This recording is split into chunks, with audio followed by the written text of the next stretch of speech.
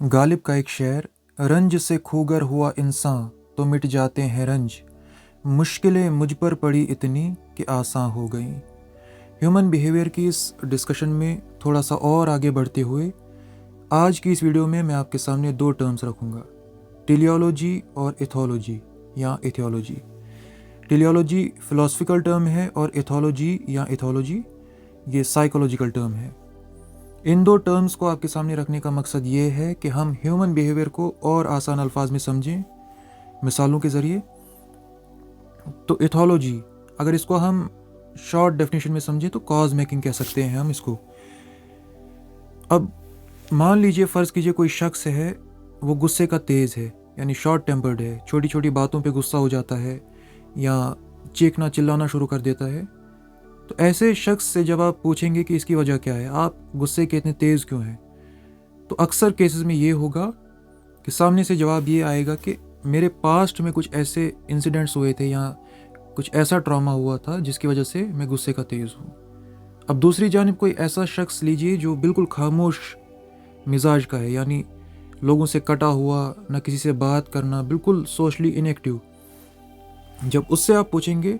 तो वो भी कुछ ऐसा ही जवाब देगा कि मेरे माजी में कुछ ऐसी चीज़ें हुई, यानी लोगों ने मुझे एक्सेप्ट नहीं किया, सोसाइटी ने मुझे बुली किया या मुझे हकीर नज़र से देखा गया।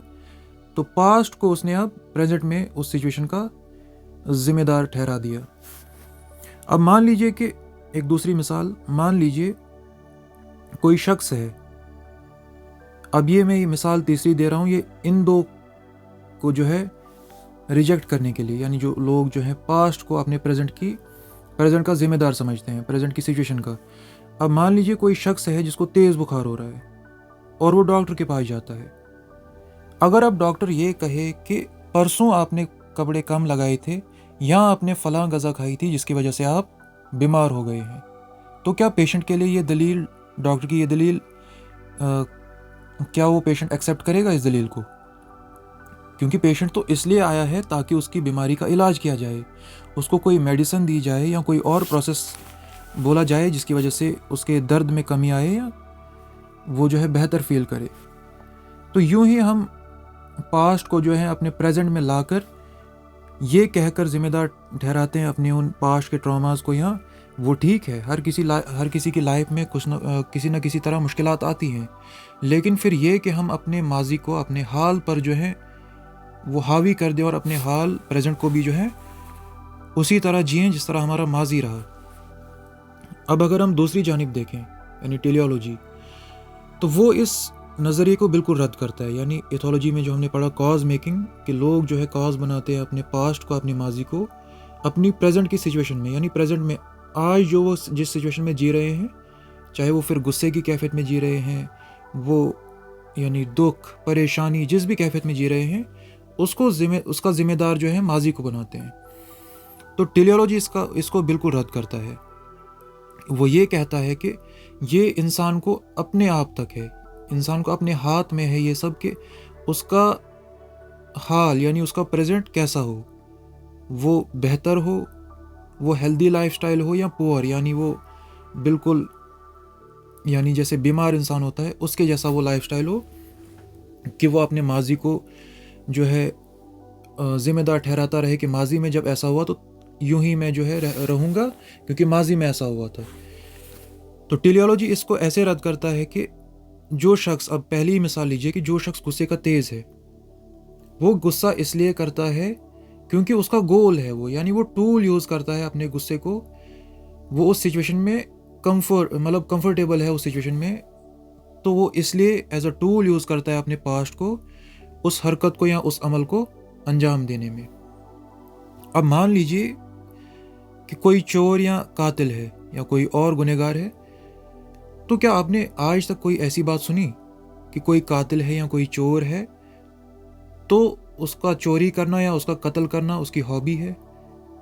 या वो ये कहता है कि ये मेरा पसंदीदा काम है तो मैं इसलिए करता हूँ, बल्कि वो ये दलाइल देते हैं, मान लीजिए चोरी कोई करता है, वो ये दलाइल देता है कि मुझे पैसे की कमी थी, या ये कहता है कि मेरा हक छीना गया था तो मुझे चोरी करनी पड़ी। अब कातिल ये कहेगा कि मुझे पैसे का लालच दिया गया, या किसी की ज़िद में या किसी की दुश्मनी में या माजी में इसने मेरे साथ ऐसा किया था तो मजबूर होकर मैंने इसको कत्ल किया, यानी एज अ टूल उसने यूज़ किया अपनी रियल सिचुएशन को छुपाने के लिए। रियल सिचुएशन यानी जो उसने प्रेजेंट में किया, चाहे पहले मैंने जो एग्जांपल दी थी गुस्सा करना, फिर मैंने बोला कि जो खामोश रहता है, उनकी प्रेजेंट सिचुएशन की रियलिटी को छुपाने के लिए वो जो है माजी के टूल्स इस्तेमाल करते हैं ताकि वो उस सिचुएशन से निकले ना। हालांकि ये लोग या हम भी इसमें गिरफ्तार हैं ऐसी सिचुएशंस में। मैं और आप इस वक्त क्या करते हैं कि ज़बान से तो कहते हैं कि हम जो है इस सिचुएशन से बाहर निकलना चाहते हैं, हम चेंज होना चाहते हैं, लेकिन ये सिर्फ ज़बान से हम कलाम कहते हैं। हालांकि हमने ये सिचुएशन जो है इस लाइफस्टाइल को जो है एज अ कंफर्ट जोन बना दिया होता है। हम इससे बाहर ही नहीं निकलना चाहते क्योंकि हमने इसमें इमेजिन किया होता है, वो इल्यूजन बनाई होती है कि वो माजी का ट्रॉमा है, माजी के दुख हैं, वो हर किसी के साथ हुआ है। किसी अगर माजी में नहीं हुआ तो हाल में कोई मुश्किल से जूझ रहा है, लेकिन इसका मतलब ये नहीं कि हम एज अ टूल यूज़ करें उसको, अपने हाल पर जो है प्रेजेंट में जो है हावी करें उस पर, और ये टूल इस्तेमाल करें कि हमारा प्रेजेंट भी जो है अब ऐसा ही जाएगा। अब इसको मैं एक और ज़रिए से समझाने की कोशिश करूँगा। अगर दौरे नबूवत की हम बात करें, जब आप सल्लल्लाहु अलैहि वसल्लम को नबूवत दी गई, यानी जब उन पे पहली वही आई, तो आप सब जानते हैं वो दौर बहुत ही नाजुक था। यानी कुछ साल तो आप जानते कि पहले 3 साल जो है खुफिया तौर पर दावत दी गई, लेकिन जब ऐलान किया गया, जब लोगों के सामने वो पैगाम आ गया जिसके लिए